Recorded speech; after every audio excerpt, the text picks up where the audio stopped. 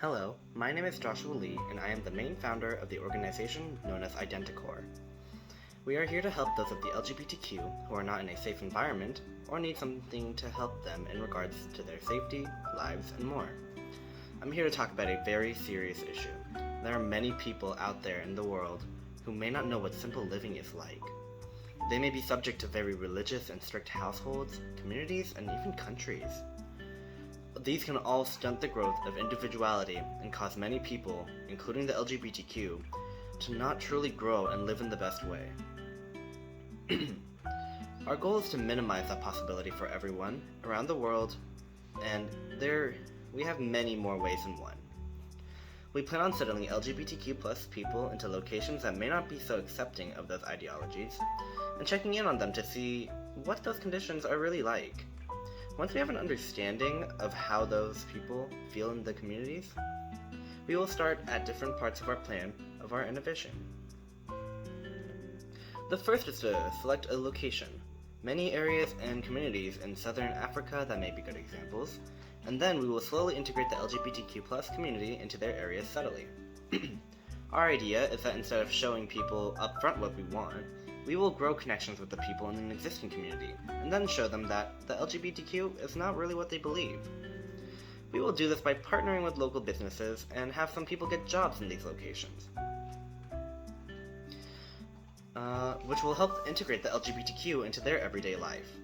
This may not work in all situations, but it is our plan to try and incorporate people to slowly grow with the LGBTQ, and learn to accept them as part of our own community, or their own. This integration may also act as a safe space for the LGBTQ+ members that hide that side of themselves in a strict community, which may also help alleviate the stress and pressure of living in these places. All of this is to ensure that those of the LGBTQ around the world can start coming out in safer situations and not be forced to be heard. You may be thinking, what kind of real horror stories can really come out of these? To answer that question, well, you can come check out our website, Identicorp, which, you might already be at because you're watching this video. But I still recommend checking out every page and finding out what true horrors can come out of people when they're not in safe environments, or what kind of people can really harm those environments. We will have a few websites and links posted in our information tab, or maybe even somewhere else on our Instagram that you can go find also. Please check these out, and we will be very grateful. Back to the idea of different stories of where people were forced out of their countries in order to just simply live freely and express themselves. Well, for example, Diane's story on BBC.com news website. She was outed by the people around her after they gained a little bit of suspicion and decided that searching through her phone was the best way to solve this problem. Both she and her lover were both brutally beat and abused by their own families due to this problem. Luckily, the couple was able to get rescued due to being able to get into contact with a friend in the LGBTQ+ community, and they were able to come to their rescue. They had to leave at night so they couldn't be seen by any other guards or any other people patrolling the area. But they were also very bruised, and escaping was very difficult because they could not walk properly. But luckily, they managed to achieve their escape. Diane's story is also on our Instagram, or at least a little tidbit of it. We will also link it down below in our Instagram page, and please go check that out.